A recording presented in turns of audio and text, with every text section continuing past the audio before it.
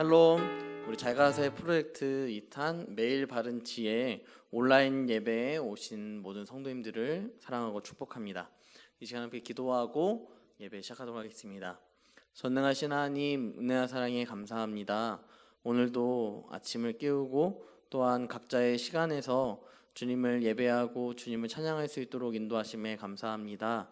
이 모든 순간이 우리가 살아 숨쉬는 모든 숨이 오직 하나님의 은혜에 있음을 기억하며 주 은혜임을 고백할 수 있는 모든 성도님들 될 수 있도록 주님 함께하여 주시옵소서.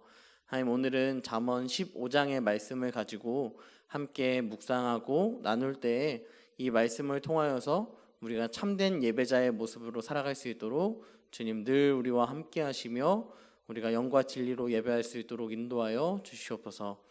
주님께서 함께 할 줄 믿사오며 거룩하신 예수님의 이름으로 기도드립니다. 아멘. 오늘 우리가 함께 나눌 말씀은 잠언 15장 8절 9절 말씀입니다. 잠언 15장 8절 9절 말씀, 우리 다 찾으신 줄 알고 짧은 말씀이니까 함께 읽도록 하겠습니다. 악인의 제사는 여호와께서 미워하셔도 정직한 자의 기도는 그가 기뻐하시느니라.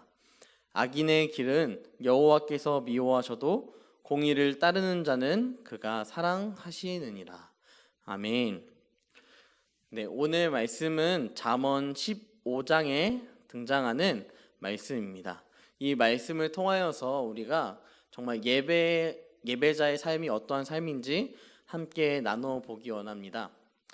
먼저 솔로몬은 현재 잠언 15장 말씀을 통하여서 오늘 방금 읽은 말씀 8절에서 악인의 제사는 여호와께서 미워하신다 라고 말씀하고 있습니다. 이 말씀을 반대로 생각해 보면요, 의인의 제사는 여호와께서 기뻐하신다 라는 것을 또한 우리는 생각해 볼 수 있습니다. 그러면 이 악인의 제사를 이야기할 때 성경에서 도대체 악인의 제사가 어떠한 제사였을까라는 것을 우리가 또한 생각해 볼 수 있을 것입니다. 그 생각을 했을 때 가장 쉽게 떠오르는 이 제사의 모습, 악인의 제사의 모습은요, 우리가 생각할 수 있는 첫 번째 가인과 아벨의 모습일 것입니다.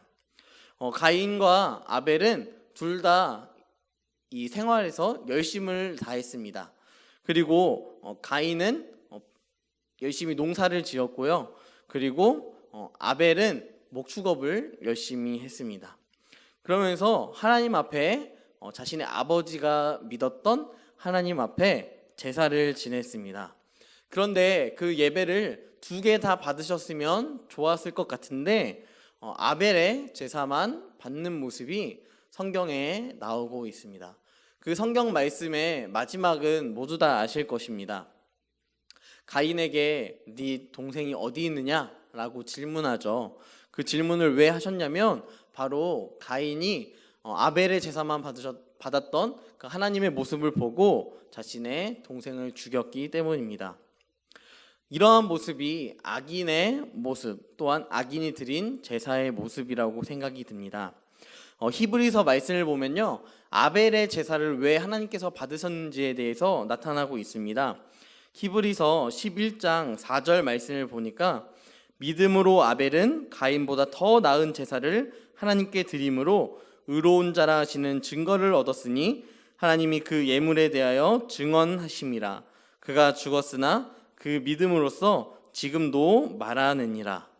네, 이 말씀의 전제가 무엇이냐면요, 아벨에게 있어서는 아벨은 믿음으로 하나님 앞에 제사를 지냈다라는 것입니다. 아벨은 자기가 살아가는 순간 가운데 늘 하나님이 나와 함께 하신다는 사실을 믿었고요.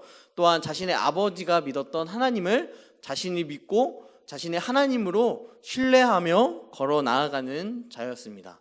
그러니까 늘 하나님이 자신과 함께 하신다는 사실이 그 안에 믿음의 신앙생활 가운데 있었고, 나의 삶을 지켜보시며 내가 예배하는 것은 어떻게 보면 정말 당연하고 필수적인 상황이라는 것을 이야기하고 또 이해했다라는 것입니다.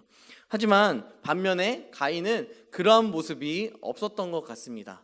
가인의 모습이 믿음으로 예배했다기보다 그저 아버지가 하니까 하는 그러한 형식적인 예배로 드려졌다라는 것을 우리는 생각해 볼 수 있는 것입니다.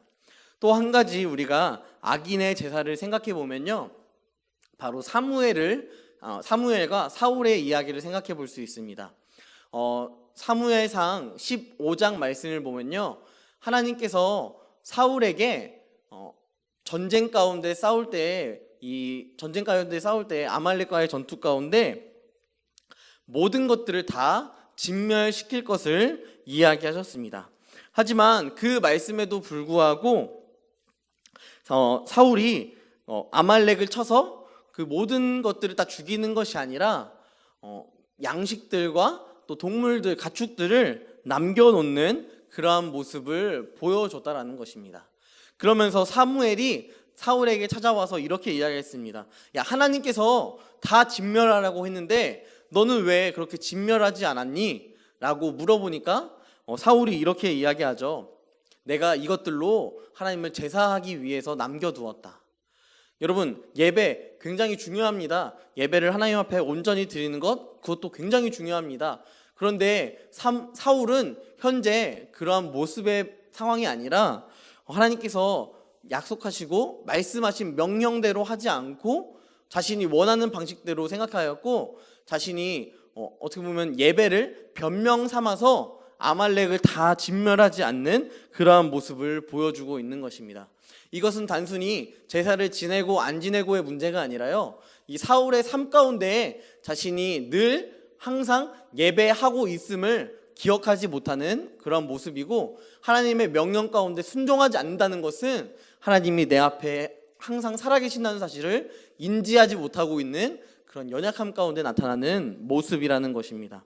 이러한 모습이, 이러한 제사가 바로 악인의 제사이고, 이러한 모습을 하나님께서 미워하셨으며 사울은 결국 미쳐버리게 되죠. 하나님 앞에서 미쳐버리게 되고, 또 자신의 모든 자녀가 자신과 함께 한 전쟁에서 죽게 되었고, 그 다음으로 다윗이라는 왕이 세워지게 되는 모습을 우리는 성경 말씀을 통하여서 볼 수 있습니다.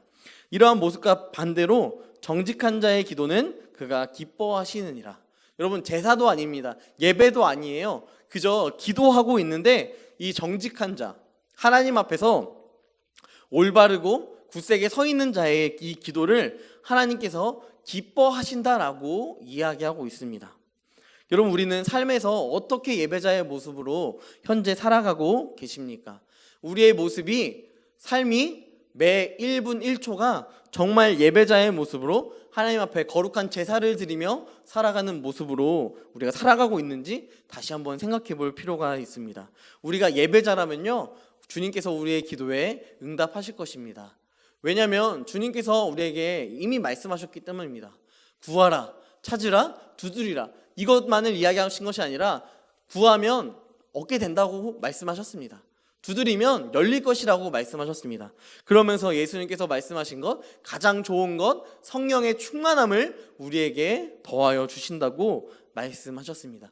응답하시겠다라는 말씀을 하시는 것이죠. 이어서 9절 말씀, 악인의 길은 여호와께서 미워하신다. 여러분, 악인의 길은 여호와께서 미워하신다라고 이야기하고 있습니다. 우리가 이 말씀을 통하여서 생각해 볼 수 있는 것은요, 우리가 시편 1편 말씀을 우리가 생각해 볼 수 있는데요, 시편 1편 1절 말씀, 복 있는 사람은 악인들의 꾀를 따르지 아니하며 죄인들의 길에 서지 아니한다. 죄인들의 길에 서지 아니하고 오만한 자들의 자리에 앉지 않는다라고 이야기하고 있습니다. 상반되죠. 복 있는 사람과 악인의 이 길은 상반된 것입니다.